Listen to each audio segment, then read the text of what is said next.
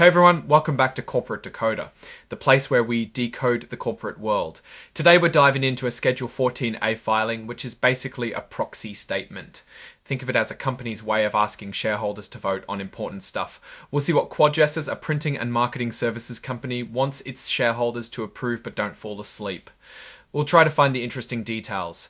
First things first, this is a definitive proxy statement, meaning they are ready to get this show on the road and ask for votes. What exactly are they voting on? The annual meeting is scheduled for May 21, 2025. It's all virtual, so no need to book a flight. There are three main things shareholders will be voting on. Firstly, they need to elect 9 directors to the board for a 1-year term. It's like choosing your favorite players for a sports team, except these players manage the company. Secondly, they're seeking approval for an amendment to their 2020 Omnibus Incentive Plan. This fancy term means they want to increase the number of shares available for stock options and other rewards for employees and executives. Basically, they want more currency to pay their team. It's an important detail that we'll talk about it. Let's zoom in on what's happening at Quad. Some quick governance highlights: 6 of their 10 directors are independent, meaning they aren't tied to the company's management. They also have an independent audit committee, which keeps an eye on the financials, ensuring everything is above board. Here's a table summarizing each voting item. The board recommends voting for each director nominee and for the amendment to the incentive plan. If you don't vote, the proxy will vote for these anyway. Now let's see who the directors are. Some key figures include Joel Quadracci, who is the chairman, president, and CEO, the head honcho. Catherine Quadracci Flores, also a director, is the chief executive officer of QuadMed. There are also several independent directors like Douglas Buth, who chairs the audit committee, and Beth Ann Eason with experience in digital transformation. John C. Fowler, a long-time executive, is also on the board. Now, for the important part of the report, why are they changing that incentive plan we mentioned? The board wants to increase the number of Class A common stock available for the plan by 3 million shares. This will allow them to attract and keep talented people with competitive salaries and stock benefits. They considered the shares remaining, projected share use, and the potential dilution to shareholders. Let's see more about this 2020 Omnibus Incentive Plan.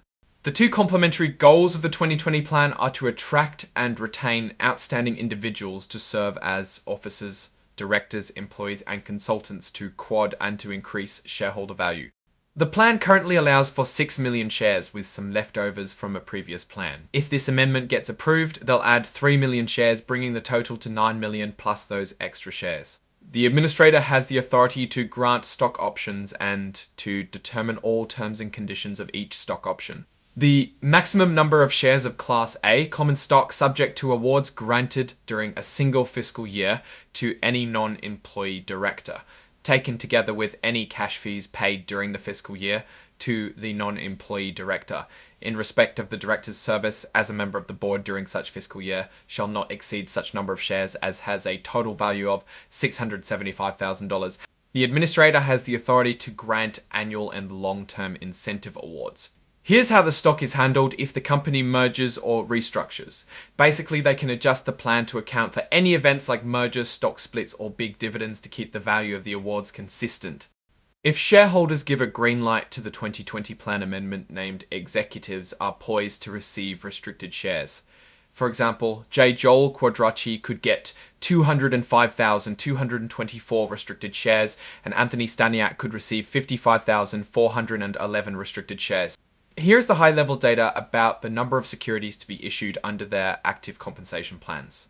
AFTI 5T 492047 outstanding options. CAPI $1 L was the weighted average price on 1,556,356, 1,556,356, 1,356, 1,005 end of DRs was the weighted average price. The board wants to ensure enough flexibility to incentivize management and that these all laying their interest with the interest of the shareholders. Make sure to vote before May 21st, 2025. Let's switch gears to corporate governance, which is all about how the company is run and held accountable.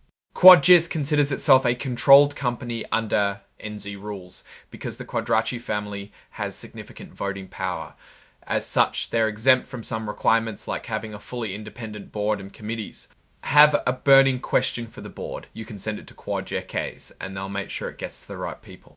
The board relies on its committees to oversee risk in certain specified areas. In particular, the board relies on its audit committee to address significant financial risk exposures.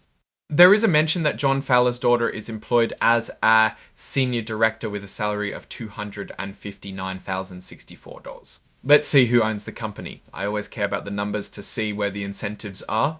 Here's a peek at the ownership stakes. J. Joel Quadracci owns a significant chunk of both Class A and Class B stock. Other directors and officers also hold shares, but in smaller amounts. Important note, a lot of the voting power is concentrated in the Quad Voting Trust, which is controlled by 3 trustees. Let's get to the money. Time to talk about executive compensation. A big chunk of their pay is based on how the company performs. There's also a focus on long-term incentives to keep executives aligned with shareholders' interest. They use benchmarking and the median of comparable companies during 2023 for purposes of setting target compensation for 2024 for our NEOs. The compensation committee decided to continue for 2024 the structure of our long-term incentive compensation program that we used in 2023 by granting awards in the form of 67% performance-based cash and 33% restricted stock or restricted stock units. Besides salary and bonuses, the executives receive retirement benefits, health insurance, and some perks, like personal use of the company aircraft for the CEO. Catherine Quadracci Flores, a director of the company, is Chief Executive Officer of QuadMed LLC, a subsidiary of the company. In this role, Dr. Flores received compensation for 2024 of $849,110. According to the report, everyone complied with the rules about reporting their stock ownership. Ernst & Young LL is the auditor. The total fees for their services in 2024 were $2,565,000. Alright, here is the big table. The total compensation shows Mr. Quadracci making $8,180,265. The other executives, Anthony Staniak, David Onan, Eric Ashworth, and Kelly Vanderboom, made significantly less. Bonuses are tied to meeting certain financial targets. This table shows the potential payouts if they hit their performance goals. All these awards have a heavy amount based on company performance, aligning them to the success of the company. Finally, let's see how many options and stock vested in 2024. This shows how much they actually earned from their previous grants that vested last year.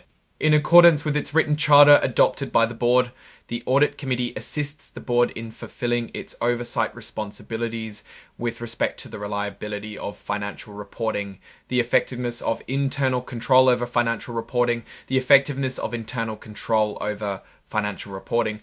The administrator may impose at the time an award is granted or any later date a shorter vesting and or performance period to take into account a participant's hire or promotion. So what's the story here? Quadres is focusing on incentivizing its executives to improve performance and attract the best talent. They're asking shareholders for more flexibility in how they can reward their team. Also, it's clear that the Quadracci family continues to have significant control. There are some risks like potential shareholder dilution, but if the company can successfully grow revenue and free cash flow, these incentives could pay off for everyone. It seems like Quadchess is steering the ship with a clear vision, focusing on both rewarding performance and attracting top talent. Will they achieve their goals? Only time will tell, but they want the right incentives in place to make sure that it happens. If you found this breakdown helpful, please subscribe, like, and leave a comment below. Let me know if there's any other company that I should look at.